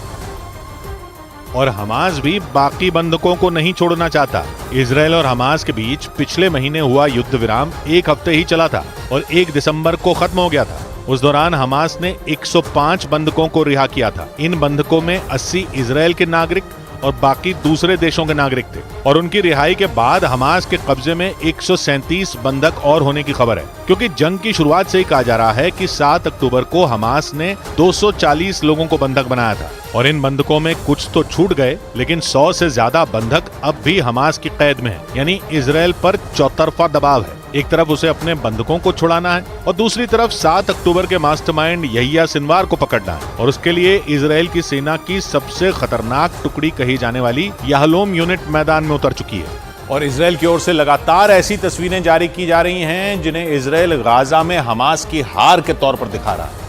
लेकिन इसी बीच कुछ ऐसी तस्वीरें भी आईं जिनकी वजह से इजराइल की सेना पर सवाल उठे और फिलिस्तीन के लोगों से बदसलूकी करने के आरोप लगे, क्योंकि एक नए वीडियो में कुछ लोग बिना कपड़ों के लाइन से खड़े दिखे। एक लाइन से खड़े इन लोगों को इस तरह खड़ा किया गया था मानो उन्होंने बहुत बड़ा गुनाह किया। एक उम्रदराज शख्स तो बंदूक लिए पीछे से निकला, उसके बाद वहां खड़े बाकी लोग उसे देखने लगे। वीडियो में दिखा कि ये शख्स बंदूक लेकर आया और इस दौरान उसके दोनों हाथ ऊपर थे। इसके बाद ये धीरे धीरे आगे बढ़ा और फिर एक जगह आकर उसने बंदूक नीचे रख दी।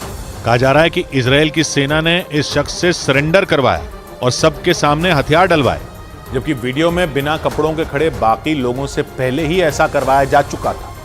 पिछले कुछ दिनों में यह दूसरा वीडियो है जिसमें दावा किया गया कि इजराइल की सेना फिलिस्तीन के लोगों के कपड़े उतरवाकर परेड करवा रही और उनके साथ जानवरों जैसा सलूक किया, क्योंकि इस नए वीडियो और पिछले हफ्ते आए वीडियो में लोगों की दुर्दशा एक जैसी दिखी।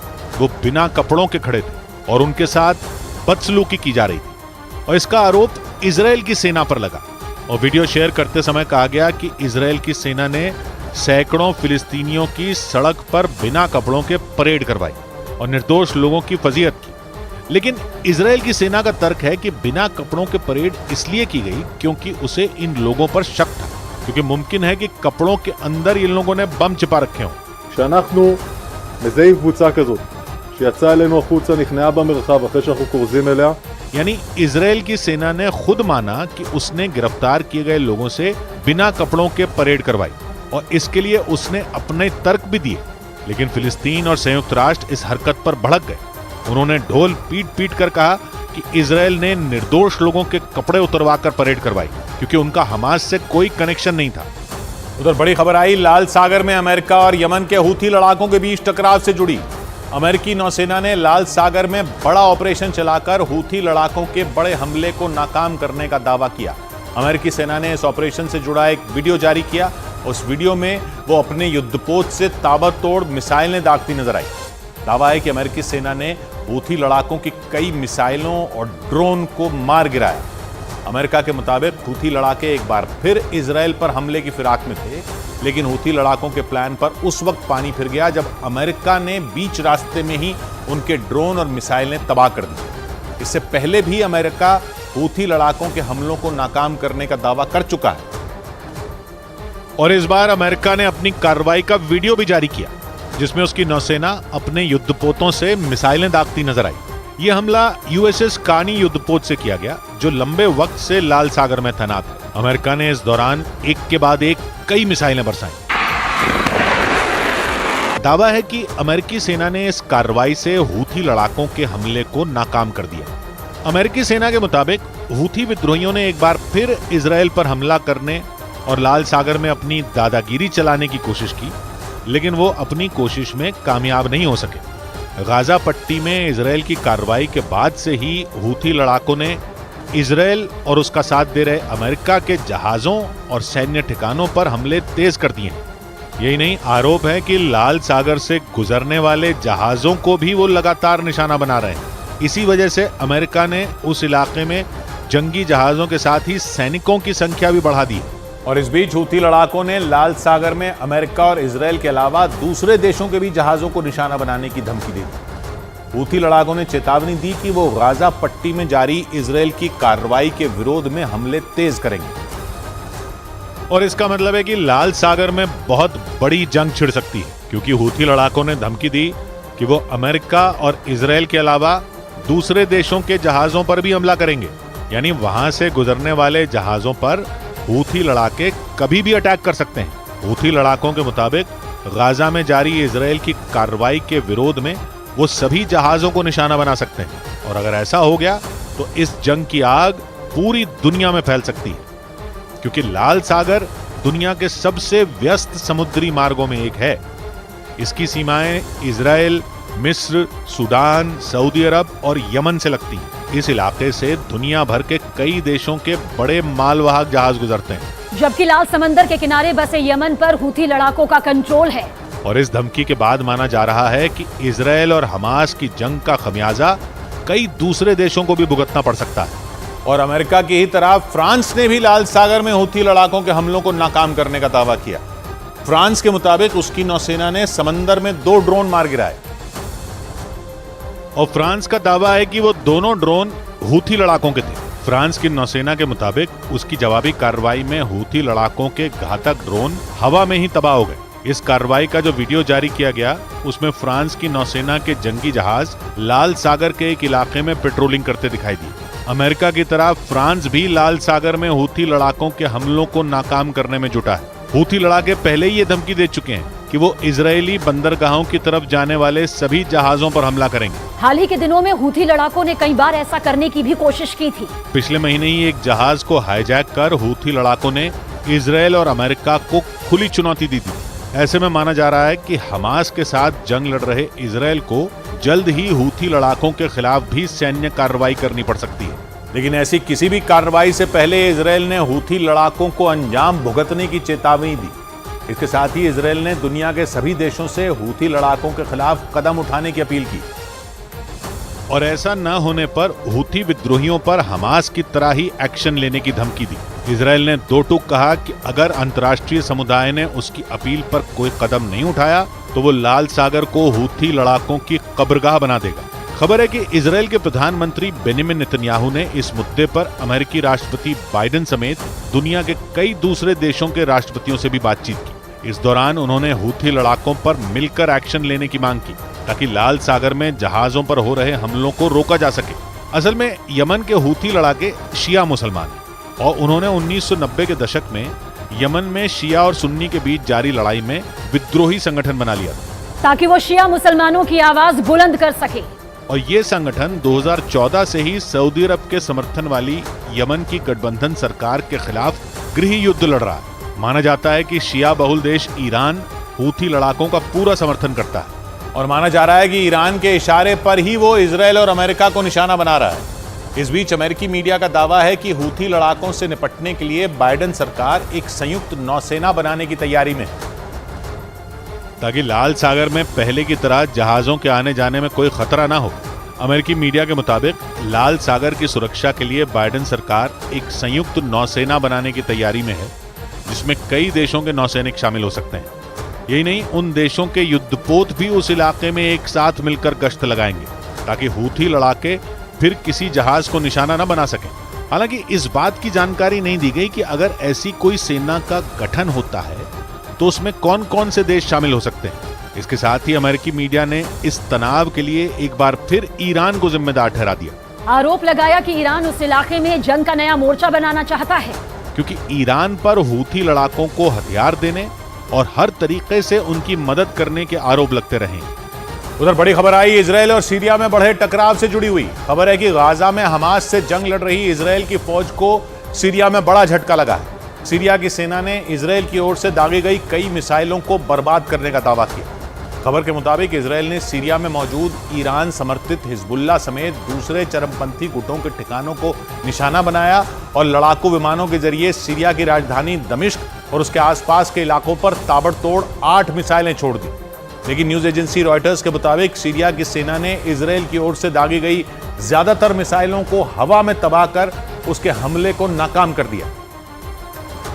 लेकिन रॉयटर्स के मुताबिक इजरायल की कई मिसाइलें सीरियाई सुरक्षा घेरे को चकमा देने में कामयाब रहीं और इनमें एक दमिश्क के दक्षिणी इलाके में गिरी।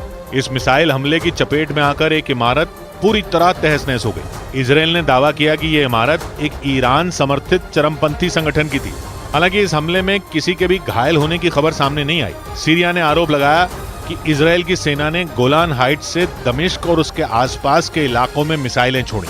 गोलान हाइट्स सीरिया का ही इलाका है, लेकिन 1967 से वहां इजरायल का कब्जा और इजरायली सेना भी वहां तैनात है। इजरायल कई बार ये आरोप लगा चुका है कि ईरान हिजबुल्ला समेत दूसरे चरमपंथी गुटों को हथियार पहुंचाने के लिए सीरिया के दमिश्क इंटरनेशनल एयरपोर्ट का इस्तेमाल करता आया है। और इजरायल का दावा है कि ईरान से मिले हथियारों का इस्तेमाल करके हिजबुल्ला समेत दूसरे चरमपंथी संगठनों ने इजरायल की फौज की नाक में दम कर रखा है। और इसीलिए हमास के 7 अक्टूबर के भयानक हमले के बाद से ही इजरायल ने सीरिया के एयरपोर्ट समेत दूसरे ठिकानों पर हमले तेज कर दिए ताकि ईरान को सीरिया में पैठ बढ़ाने से रोका जा सके। रॉयटर्स के मुताबिक इसीलिए इजरायल ने एक बार फिर सीरिया में ईरान समर्थित चरमपंथियों के ठिकानों और दमिश्क इंटरनेशनल एयरपोर्ट को निशाना बनाने की कोशिश की और इजरायल के लड़ाकू विमानों ने गोलान हाइट्स से दमिश्क पर एक के बाद एक 8 मिसाइलें छोड़ दी। लेकिन सीरिया की सेना ने एयर डिफेंस सिस्टम की मदद से इजरायल की 8 में से 6 मिसाइलों को हवा में ही मार गिराने का दावा किया। रॉयटर्स के मुताबिक बीते 10 दिन में इजरायल का सीरिया पर यह तीसरा हमला। इससे पहले 2 दिसंबर को इजरायली सेना ने दमिश्क के करीब हवाई हमले में हिजबुल्ला के 2 लड़ाकों को मार गिराया था, जबकि 4 रोज पहले भी इजरायल ने वहां हिजबुल्ला को बड़ी चोट पहुंचाने का दावा किया था। उधर चीन के उत्तरी इलाकों में जारी भारी बर्फबारी की वजह से वहां लोगों पर मुसीबतों का पहाड़ टूट पड़ा। बर्फ ने वहां रेलगाड़ियों के पहिए रोक दिए। 24 घंटे में ही वहां इतनी ज्यादा बर्फ पड़ी कि स्कूलों तक पर ताले लग गए। हांगकांग के अखबार साउथ चाइना मॉर्निंग पोस्ट के मुताबिक भारी बर्फबारी की वजह से वहां तापमान 0 से कई डिग्री नीचे चला गया। और चीन की राजधानी बीजिंग समेत उसके उत्तरी इलाकों पर ऐसा कोल्ड अटैक हुआ कि घर से लेकर बाजार तक और सड़क से लेकर रेलवे स्टेशन तक सब बर्फ में ढक गए। साउथ चाइना मॉर्निंग पोस्ट के मुताबिक चीन के हेनान प्रांत में 24 घंटे के अंदर करीब 10 मिलीमीटर तक बर्फ गिरी, जिसकी वजह से वहां लोग कड़ाके की ठंड का सामना करने को मजबूर हो गए। वहां से आई तस्वीरों में शहर की सड़कों पर बर्फ की सफेद मोटी चादर बिछी नजर आई, जिसकी वजह से वहां गाड़ियों की रफ्तार पर ब्रेक लग गया। हालांकि इस दौरान कुछ लोगों ने सड़कों पर गाड़ियां उतारने की हिम्मत दिखाई, लेकिन बर्फ की वजह से उनकी गाड़ियां रास्तों पर ही फिसलती दिखाई दी। और उत्तरी चीन के लगभग हर शहर पर बर्फबारी का ऐसा ही सितम नजर आया। भारी बर्फबारी की वजह से वहां हालात इतने ज्यादा बिगड़ गए कि सैकड़ों ट्रेनों को रद्द कर दिया गया। और बर्फ की वजह से उत्तरी चीन के कई हिस्सों में स्कूलों तक को बंद करने की नौबत आ गई। इतना ही नहीं, विजिबिलिटी कम होने की वजह से बड़े पैमाने पर विमानों की उड़ान पर भी रोक लगा दी गई। चीन के शेंडोंग प्रांत में मौजूद एयरपोर्ट से आई तस्वीरों में एयरपोर्ट के कर्मचारी एक विमान के पंखों पर जमी बर्फ को हटाते नजर आए। साउथ चाइना मॉर्निंग पोस्ट के मुताबिक आसमान से गिर रही सफेद बर्फ चीन की राजधानी बीजिंग समेत हेनान, शेंडोंग और शांसी प्रांत के लोगों के लिए आफत बन गई है। और भारी बर्फबारी के बीच हाड़ कपा देने वाली ठंड की वजह से लोग घरों में कैद होने को मजबूर हो गए। हालांकि सड़कों पर जमी बर्फ को हटाने का काम भी जोरों पर चल रहा है, लेकिन साउथ चाइना मॉर्निंग पोस्ट के मुताबिक भारी बर्फबारी की वजह से उत्तरी चीन में करीब 140 हाईवे बंद कर दिए गए और 200 से ज्यादा ट्रेनें रद्द कर दी गई।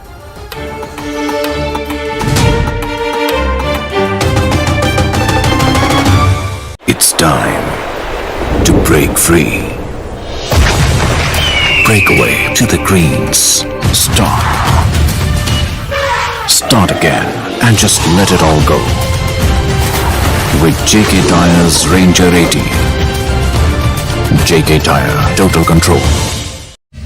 ये नया इंडिया, नए नजरिए का इंडिया, जहां लोगों का नंबर 1 भरोसा बनता है वो जो उनके मुद्दे, उनकी आवाज निडर होकर उठाता है, लोगों की नंबर 1 पसंद बनता है वो जो सिर्फ रफ्तार नहीं जिम्मेदारी पर भी विश्वास रखता है।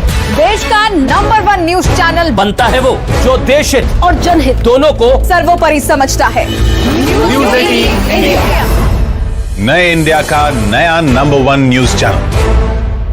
It's time to break free. Break away to the greens. Start again and just let it all go. With JK Tyre's Ranger 80. JK Tyre, total control.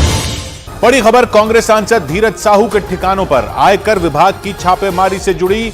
Congress सांसद धीरज साहू के झारखंड, ओडिशा और पश्चिम बंगाल के अलग अलग ठिकानों से मिले कैश की गिनती 6 दिन से जारी है। आयकर विभाग के सूत्रों के मुताबिक ओडिशा में बलंगीर के स्टेट बैंक की ब्रांच में और धीरज साहू के रांची वाले घर पर नोटों की गिनती लगातार चल रही है। सूत्रों के मुताबिक इनके अलावा सभी जगहों पर नोटों की गिनती पूरी कर ली गई है। सूत्र बताते हैं कि 350 करोड़ रुपए से ज्यादा के नोट गिने जा चुके हैं। हालांकि आयकर विभाग के अधिकारियों ने धीरज साहू के ठिकानों पर छापेमारी पर कोई भी आधिकारिक जानकारी साझा नहीं की, लेकिन छापेमारी के दौरान मिली कैश की तस्वीरें देखकर हर कोई दंग है, क्योंकि आयकर विभाग के सूत्रों के मुताबिक वहां 2, 4 या 10 करोड़ नहीं बल्कि नोटों से भरा एक पूरा कमरा मिला। और उसकी दीवारों पर, अलमारियों में, अलमारियों के ऊपर और फर्श पर नोट ही नोट दिखाई दिए। बलंगीर से सामने आई इन तस्वीरों को जिसने भी देखा उसने दांतों तले उंगलियां दबा ली। खबरों के मुताबिक एक ही कमरे में इतने सारे नोटों के बंडल देखकर छापेमारी करने पहुंचे आयकर विभाग के अफसर और कर्मचारी भी भौचक्के रह गए। कमरे का दरवाजा खुलते ही जहां तक नजरें जा रही थीं, बस नोट ही नोट नजर आ रहे थे। उस कमरे में अलमारियों में रखे नोटों के बंडल देखकर ऐसा लगा मानो किसी बड़े बैंक का लॉकर खोल दिया गया हो। आयकर विभाग के सूत्रों के मुताबिक कमरे में लोहे की 9 अलमारियां मिली और उन अलमारियों के एक एक खाने में नोटों को ठूस ठूस कर भरा गया था। वीडियो देखकर ऐसा लगा मानो अलमारियों के अंदर नोटों के बंडल की दीवार बना दी गई हो। नोटों के बंडलों से लोहे की अलमारियां तो भरी ही थीं, उस कमरे में बने लकड़ी के रैक पर भी सैकड़ों गड्डियां रखी दिखाई दी, जिसका मतलब यह कि उस कमरे का हर कोना नोटों से भरा हुआ था। आयकर विभाग के सूत्रों के मुताबिक छापेमारी करने गई टीम जैसे जैसे उस कमरे में आगे बढ़ रही थी, हर कदम पर कैश मिलता जा रहा था। उस कमरे से मिले नोटों को गिनने के लिए आयकर विभाग की टीम को नोट गिनने वाली कई मशीनें मंगवानी पड़ी, क्योंकि वहां इतने नोट मिले कि हाथों से उनकी गिनती करना संभव नहीं था। नोटों से भरे उस कमरे में अलमारियों में दिख रही रकम के अलावा कई बैग भी दिखाई दिए और उनमें नोटों के बंडलों को ऊपर तक भरकर रखा गया था। नोटों से भरे एक बैग के ऊपर दूसरा बैग भरकर रखा नजर आया। सूत्रों के मुताबिक आयकर विभाग की टीम ने ही उस कमरे में अलमारियों के बाहर रखे गए नोटों की गड्डियों को बैगों में भर दिया था। कैश से भरे उस कमरे के अंदर 500-500 के नोटों की गड्डियां तो थी ही, 100 और 200 के भी सैकड़ों बंडल मिले और उनकी गिनती के लिए नोट गिनने वाली मशीनों को लगाना पड़ा। खबर तो ये आई कि इतने सारे नोट गिनते गिनते 2 मशीनें बंद तक हो गई थी। उन्हें बाद में वहां से हटा दिया गया, क्योंकि आयकर विभाग के सूत्रों के मुताबिक इससे पहले आज तक देश में इतना कैश छापेमारी में कभी मिला ही नहीं था। आयकर विभाग के सूत्रों के मुताबिक 3 राज्यों के 9 ठिकानों पर छापेमारी में 350 करोड़ से ज्यादा कैश मिला। नोटों को गिनते समय मशीनों में आई परेशानी को तुरंत ठीक करने के लिए इंजीनियरों की एक टीम भी वहां तैनात कर दी गई। और सूत्रों के मुताबिक उस कमरे में मिले नोटों के अंबार को गिनने के लिए कई बैंकों से नोट गिनने वाली मशीनें मंगवानी पड़ी। ओडिशा के बलांगीर में इस कमरे में नोटों के बंडलों को देखने के बाद अंदाजा लगाया जा रहा है कि 200 करोड़ से ज्यादा की रकम तो यहीं जमा करके रखी गई थी, क्योंकि 500 के नोटों की एक गड्डी में 50,000 की रकम होती है और 500 की 2 गड्डियों को मिलाकर यह रकम 1 लाख हो जाती है। ऐसे में अंदाजा लगाया जा रहा है कि उस कमरे में 500 की करीब 20,000 गड्डियां मौजूद थी। हालांकि कांग्रेस सांसद धीरज साहू और उनके करीबियों के ठिकानों से कुल कितनी रकम बरामद हुई, इस पर आयकर विभाग की तरफ से कोई आधिकारिक बयान जारी नहीं किया गया। माना जा रहा है कि नोटों की गिनती पूरी होने और छापेमारी की कार्रवाई पूरी होने के बाद ही आयकर विभाग इस पर जानकारी साझा करेगा। लेकिन सूत्रों के मुताबिक आयकर विभाग धीरज साहू के ठिकानों से मिले कैश की पूरी कुंडली खंगाल रहा है। इसके साथ ही नोटों की गिनती भी कराई जा रही है। सूत्रों के मुताबिक ओडिशा में छापेमारी में मिले करोड़ों रुपयों को छापेमारी वाली जगह पर ही गिना गया, जबकि बाद में बचे हुए कैश को बोरियों और बैग में भरकर बलंगीर की स्टेट बैंक शाखा में भेज दिया गया, ताकि बैंक कर्मचारी नोटों की ठीक से गिनती कर सकें। ओडिशा के बलंगीर से सामने आए एक वीडियो में कड़ी सुरक्षा के बीच बैंक कर्मचारी छापेमारी में मिले कैश को बैगों और लोहे के बड़े बड़े बक्सों में भरकर बैंक ले जाते दिखे। इसके बाद बैंक के अंदर 3 बैंकों के 50 कर्मचारियों को 40 मशीनों के साथ नोट गिनने में लगा दिया गया। बैंक के अंदर इतनी बड़ी मात्रा में कैश देखकर हर कोई दंग था। नोट गिनने के लिए लगाए गए कर्मचारियों की आंखें भी फटी की फटी रह गईं। बैंक के अंदर बड़े से हॉल में टेबल के ऊपर चारों तरफ बस नोटों के बंडल ही नजर आए।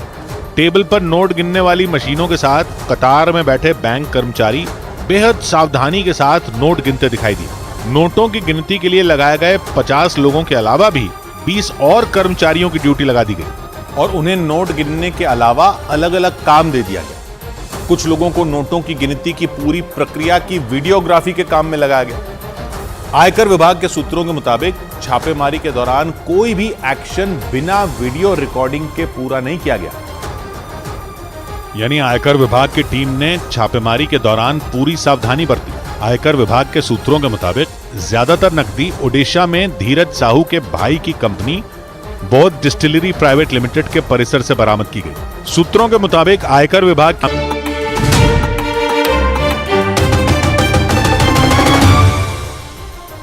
बड़ी खबर आई, ईरान के तेल भंडार में लगी भयंकर आग से जुड़ी। ईरान के खुरासान प्रांत में मौजूद तेल के बहुत बड़े भंडार में भयंकर आग लगने से हड़कंप मच गया। यह आग इतनी भयानक थी कि उसकी लपटें कई किलोमीटर दूर से भी देखी गई। आग लगने के बाद तेल भंडार में 2 बड़े धमाके भी हुए, जिससे आसपास के इलाकों में भी दहशत फैल गई। घटना के तुरंत बाद दमकल विभाग की कई गाड़ियां वहां पहुंचकर आग बुझाने में जुट गई। गनीमत यह रही कि कोई भी आदमी इस भीषण आग की चपेट में नहीं आया, क्योंकि जब यह हादसा हुआ उस वक्त तेल भंडार में कई लोग काम कर रहे थे। हालांकि जैसे ही आग की लपटें फैलने लगीं, उन्हें बिना देरी किए वहां से सुरक्षित निकाल लिया गया। और जैसे ही उस तेल भंडार से लोगों को निकाला गया, वहां एक के बाद एक 2 भयंकर धमाके हुए। इन धमाकों से आग की लपटें और भड़क गई। इसके बाद तो वहां आसमान में आग का इतना बड़ा गोला बन गया कि उसे देखकर दूर खड़े लोगों की भी सांसें अटक गईं।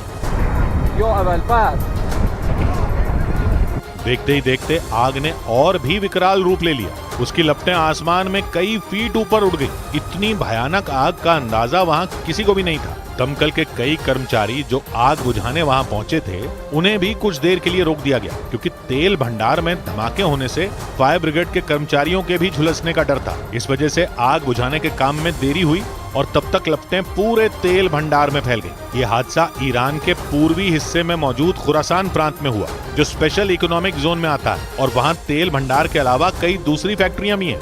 हालांकि जैसे ही धमाके होने बंद हुए, दमकल कर्मचारियों ने आग बुझाना शुरू कर दिया। उन्होंने कई घंटों की मेहनत के बाद आग को पूरी तरह बुझा दिया, लेकिन तब तक वहां भारी नुकसान हो चुका था। ईरान के मीडिया के मुताबिक आग बुझने तक करीब 15 लाख लीटर तेल जल गया। इसी वजह से आग इतनी फैल गई कि कुछ ही देर में पूरा का पूरा तेल भंडार तबाह हो गया। खुरासान प्रांत के प्रशासन ने एहतियातन आसपास की दूसरी फैक्ट्रियों को भी खाली करा लिया, क्योंकि आग की लपटें लगातार फैलती जा रही थी। धुएं का घना गुबार पूरे इलाके में फैल रहा था। इस बड़े खतरे को देखते हुए तेल भंडार के नजदीक बनी फैक्ट्रियों के कई कर्मचारियों को निकालकर सुरक्षित जगहों पर भेज दिया गया। आग बुझने के कई घंटे बाद भी वहां से धुआं उठता रहा और उससे उस इलाके में दहशत बनी रही। बाद में ईरान की सरकार ने इस हादसे की जांच के आदेश दे दिए, ताकि पता चल सके कि किस वजह से तेल भंडार में इतनी बड़ी घटना हो गई। क्योंकि हाल के महीनों में ईरान के अलग अलग शहरों में धमाके और आग लगने की घटनाएं बढ़ गई हैं। पिछले महीने ही मध्य ईरान में मौजूद न्यूक्लियर रिसर्च सेंटर के नजदीक धमाका हुआ था, और ईरान ने उस धमाके के पीछे अमेरिका और इजराइल का हाथ होने का आरोप लगाया था। पिछले महीने ये ब्लास्ट मध्य ईरान में मौजूद न्यूक्लियर रिसर्च सेंटर के नजदीक हुआ था। उस वक्त ये अंदेशा जताया गया था कि अगर वो धमाका न्यूक्लियर रिसर्च सेंटर में हुआ होता तो पूरे ईरान में भयानक तबाही आ जाती। इस धमाके से पहले अक्टूबर में भी राजधानी तेहरान के नजदीक एक पावर प्लांट में विस्फोट हुआ था। और इन घटनाओं को देखते हुए ही माना जा रहा है कि ईरान की सरकार खुरासान प्रांत की घटना को भी शक की नजर से देख रही है। हालांकि तेल भंडार में लगी आग की घटना में किसी साजिश की बात सामने नहीं आई है, लेकिन खबर है कि ईरान की सरकार साजिश के एंगल से भी इसकी जांच में जुट गई है। उधर बड़ी खबर आई यूक्रेन और रूस के बीच चल रही जंग से जुड़ी हुई। रूस ने करीब 80 दिन बाद एक बार फिर यूक्रेन की राजधानी कीव पर जबरदस्त हमला किया और सुबह सुबह कीव पर बैलिस्टिक मिसाइलें दाग दी। रूस ने कीव पर 8 मिसाइलें दागी। इस हमले में 4 लोग घायल हो गए। पिछले हफ्ते भी खबर आई थी कि रूस ने कीव पर हमला किया, लेकिन कोई नुकसान नहीं हुआ था, क्योंकि कीव के मेयर ने बयान दिया था कि रूस की मिसाइलों को कीव में गिरने ही नहीं दिया गया। लेकिन इस बार रूस ने जो मिसाइलें दागी, उन्होंने कीव को सुबह सुबह दहला कर रख दिया। न्यूज एजेंसी रॉयटर्स के मुताबिक रूस ने सूरज निकलने से थोड़ी देर पहले यूक्रेन की राजधानी कीव पर कहर बरपाया और एक दो नहीं बल्कि 8 बैलिस्टिक मिसाइलें दाग दी। ये मिसाइलें सुबह सुबह कीव पर गिरी और हमले में 4 लोग घायल हो गए। न्यूज एजेंसी रॉयटर्स के मुताबिक हमला सूरज निकलने से पहले हुआ और धमाके की आवाज से आसपास के लोग सिहर उठे, क्योंकि इस बार रूस ने कोई ड्रोन नहीं भेजा था, बल्कि ड्रोन और क्रूज मिसाइलों से कई गुना तेजी से चलने वाली बैलिस्टिक मिसाइलें दागी, जिन्हें मार गिराना करीब करीब नामुमकिन माना जाता है। और अगर हमला अंधेरे में हुआ हो तो फिर तो इनसे लड़ना और मुश्किल हो जाता है। कीव में भी वही हुआ और रूस ने करीब 80 दिन बाद कीव को पिछले साल हुए उन खतरनाक हमलों की याद दिला दी, जिन्होंने कीव की सड़कों पर आम लोगों का चलना मुश्किल कर दिया था। और एक बार फिर रूस अपने पुराने तेवरों में लौटा है, क्योंकि उसने बैलिस्टिक मिसाइलें दागकर कीव को याद दिला दिया कि सर्दियां आ चुकी हैं और सर्दियों में यूक्रेन के लिए रूस से लड़ना आसान नहीं होगा, क्योंकि यूक्रेन में बर्फ पड़ रही है और जिस इलाके में रूस ने बैलिस्टिक मिसाइलें दागी वहां भी बर्फबारी हुई थी और सड़क के बीचों बीच बड़ा सा गड्ढा बन गया था और उस पूरे हिस्से को अलग कर दिया गया था और यूक्रेन के सैनिक गड्ढे में जांच कर रहे थे। कीव के इस हिस्से में मिसाइलें गिरने के बाद जबरदस्त धमाका हुआ था। कुछ घरों के तो शीशे टूटे दिखे, जबकि एक घर की तो छत ही टूट गई थी।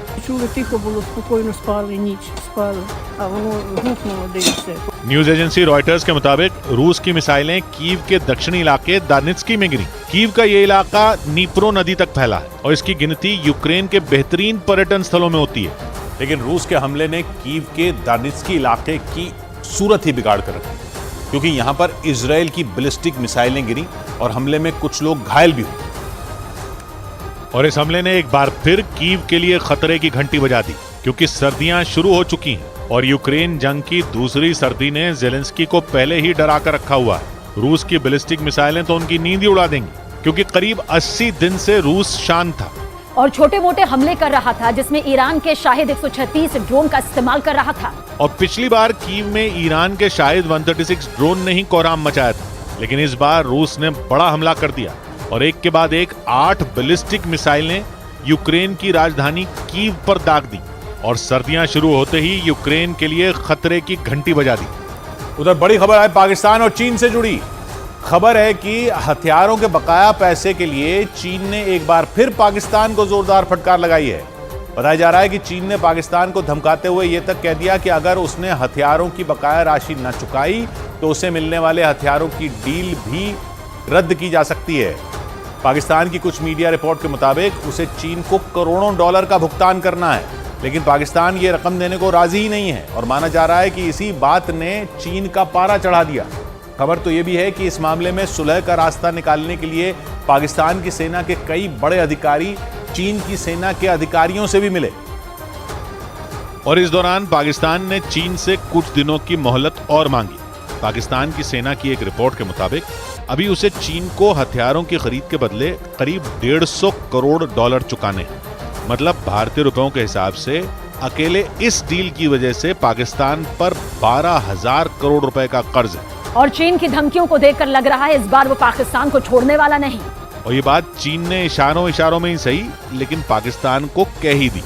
चीन ने धमकी दी कि अगर पाकिस्तान ये रकम चुकाने में नाकाम रहा तो फिर उसे कोई हथियार नहीं मिल पाएगा, जिसका सीधा मतलब यह हुआ कि पहले से कंगाली की मार झेल रहे पाकिस्तान से अब उसका सबसे बड़ा मददगार भी हाथ खींच सकता है, क्योंकि अब चीन को भी लगने लगा है कि पाकिस्तान को कर्ज देने का मतलब अपने ही पैर पर कुल्हाड़ी मारने जैसा होगा। क्योंकि चीन भी ये अच्छी तरह से जानता है कि पाकिस्तान अगर खुद को भी बेच दे तब भी विदेशों से लिया कर्ज नहीं चुका पाएगा और अब तो उसकी मुसीबत और बढ़ गई, क्योंकि अब तक उसे यह भरोसा था कि चीन उसके साथ खड़ा है और माना जाता है कि वो चीन की मदद से ही बाकी देशों का कर्ज उतार रहा था। लेकिन इस बार चीन ने ही उससे करोड़ों डॉलर के बकाये की मांग कर डाली और इसी बात ने पाकिस्तान की सरकार की नींद उड़ा दी, क्योंकि ये बात तो सारी दुनिया जानती है कि पाकिस्तान का विदेशी मुद्रा भंडार करीब करीब खाली हो चुका है और कर्ज मांग मांग कर उसने अपनी छवि ऐसी बना ली है कि दूसरे देश तो क्या, संकट में फंसे देशों को कर्ज देकर उबरने वाली संस्था IMF भी उसे साफ इनकार कर चुकी है। और अब तो चीन ने भी उसे बकाया राशि चुकाने की धमकी दे डाली। चीन वो देश है जो पिछले कुछ साल में पाकिस्तान का सबसे बड़ा मददगार बनकर उभरा और उसने पाकिस्तान को न सिर्फ कर्ज दिया बल्कि हजारों करोड़ के हथियार भी बेचे। United states institute of peace 2023 की एक रिपोर्ट के मुताबिक 2005 से लेकर 2020 तक चीन ने पाकिस्तान को 847 करोड़ डॉलर यानी भारतीय रुपयों में करीब 68,000 करोड़ रुपए के हथियार बेचे। इन हथियारों में मिसाइल, तोप, रॉकेट लॉन्चर और गोला बारूद शामिल है। हालांकि 2005 से पहले तक पाकिस्तान अमेरिका के हथियार खरीदता था, लेकिन 2005 में चीन ने पहले उसे सस्ते हथियारों का लालच दिया और फिर कर्ज के जाल में फंसा लिया। आरोप है कि इन्हीं हथियारों को पाकिस्तान भारत में आतंकियों तक भी पहुंचाता है, लेकिन उसकी मौजूदा हालत देखकर लग रहा है कि वो ज्यादा दिन तक ऐसा नहीं कर पाएगा, क्योंकि उसके सबसे पक्के दोस्त माने जाने वाले चीन ने ही उस पर नकेल कसना शुरू कर दिया है। उधर अमेरिका के टेनेसी राज्य में आए तूफान से वहां सैकड़ों घर और दुकानें बर्बाद हो गई। तूफान की चपेट में आने से वहां 6 लोगों की मौत हो गई, जबकि हजारों लोग बिना बिजली के रहने को मजबूर हो गए। क्योंकि वहां से तूफान का जो डरा देने वाला वीडियो सामने आया उसमें आसमान से बिजली गिरती दिखी और बिजली के गिरते ही वहां भयंकर आग लग गई। उसे देखकर ऐसा लगा मानो वहां जोरदार ब्लास्ट हुआ, क्योंकि देखते ही देखते वो आग एक बड़े इलाके में फैल गई और उसका काला धुआं काफी दूर से ही नजर आने लगा। भयंकर तूफान के साथ गिरी बिजली की वजह से वहां के कई इलाकों में आग लग गई और कई घरों में अंधेरा छा गया। तूफान की वजह से वहां के कई घर और दुकानें भी पूरी तरह तहस नहस हो गई। इसकी जो तस्वीरें सामने आई उनमें टेनेसी शहर के हर हिस्से, हर कोने में तूफान से मची तबाही साफ नजर आई। कई घरों की छत उड़ी दिखी तो कई जगहों पर सिर्फ मलबा ही नजर आया, क्योंकि टेनेसी राज्य में जो तूफान आया उसने वहां की सूरत ही बदल कर रखी। तूफान की वजह से वहां हालात इस कदर बिगड़ गए कि सैकड़ों लोग बेघर हो गए, क्योंकि वहां आए भयंकर तूफान ने उनके घरों के परखचे उड़ा दिए। इसकी जो तस्वीरें सामने आई उनमें चारों तरफ टूटे घरों का मलबा बिखरा नजर आया। कई इलाकों में बड़े बड़े पेड़ भी गिरे दिखे और इसकी वजह से कई रास्ते बंद कर दिए गए। वहां से आई एक तस्वीर में पेड़ गिरने की वजह से वहां खड़ी कई गाड़ियां उनके नीचे दबी नजर आई। तूफान ने वहां के एक इलाके की तो सूरत ही बदल दी, क्योंकि वहां से जो तस्वीरें सामने आई उन्हें देखकर ऐसा लगा जैसे वहां का हर कोना तूफान की चपेट में आ गया, क्योंकि वहां चारों तरफ लोगों का सामान बिखरा दिखा। कई लोगों के घरों पर पेड़ गिरे नजर आए और कई गाड़ियां मलबे के नीचे दबी दिखाई दी। वहीं एक दूसरी तस्वीर में एक नदी के किनारे खड़ी कई नावें भी पलटी नजर आईं। उन्हें देखकर लोग डर गए। उधर राजस्थान के कोटपुतली में एक एटीएम को उखाड़ ले जाने का चौंकाने वाला वीडियो सामने आया, जिसकी चर्चा पूरे राजस्थान में होने लगी, क्योंकि वहां कुछ बदमाशों ने महज 5 मिनट में एक एटीएम मशीन ही उखाड़ दी और उसे अपनी गाड़ी से बांध कर ले गए। ये पूरी वारदात वहां लगे एक सीसीटीवी कैमरे में रिकॉर्ड हो गई और उसमें एक बदमाश मुंह पर कपड़ा बांधकर एटीएम बूथ के अंदर घुसता दिखा। उस बदमाश ने सबसे पहले वहां लगे सीसीटीवी कैमरे पर काले रंग का स्प्रे छिड़का ताकि लूट की वारदात उस कैमरे में रिकॉर्ड ही ना हो। लेकिन वहां एक और सीसीटीवी कैमरा लगा हुआ था और उस पर उन बदमाशों की नजर नहीं गई और ये पूरी वारदात उस कैमरे में रिकॉर्ड हो गई। उस वीडियो में वो बदमाश एक मोटे पट्टे वाली रस्सी से एटीएम मशीन को बांधता नजर आया। इसके बाद उसके साथी ने उस रस्सी का दूसरा हिस्सा बाहर खड़ी उस गाड़ी पर बांध दिया और जैसे ही उस रस्सी को खींचा गया वो एटीएम मशीन उखड़ गई और वो उसे बाहर खड़ी उस गाड़ी में डाल कर ले गए। लेकिन उससे पहले उन बदमाशों ने काफी देर तक उस मशीन का कैश बॉक्स तोड़ने की कोशिश की, लेकिन जब वो नहीं टूटा तो वो पूरी की पूरी मशीन ही अपने साथ ले गए। और इस वारदात के बाद उस इलाके में हड़कंप मच गया, क्योंकि ये वारदात कोटपुतली पुलिस स्टेशन से सिर्फ आधा किलोमीटर की दूरी पर हुई। लेकिन इसके बावजूद वो बदमाश बड़ी ही सफाई से महज 5 मिनट में पूरी की पूरी एटीएम मशीन उखाड़ कर ले गए। हैरानी की बात यह कि जिस वक्त इस वारदात को अंजाम दिया गया वहां कोई गार्ड मौजूद नहीं था और इसी वजह से वो बदमाश 20 लाख रुपए से भरी हुई एटीएम मशीन लेकर फरार हो गए। पुलिस के मुताबिक वो बदमाश रात के करीब 1:45 बजे एक गाड़ी में सवार होकर वहां आए और रस्सी की मदद से एटीएम मशीन को अपनी गाड़ी से बांधकर उखाड़ कर ले गए। लूट के वक्त उन बदमाशों ने मुंह पर कपड़ा बांधा हुआ था और उसकी वजह से उनकी पहचान करना मुश्किल हो गया। ऐसे में उन्हें पकड़ने के लिए पुलिस ने स्पेशल टीम का गठन किया ताकि उन बदमाशों की पहचान कर उन्हें जल्द से जल्द पकड़ा जा सके।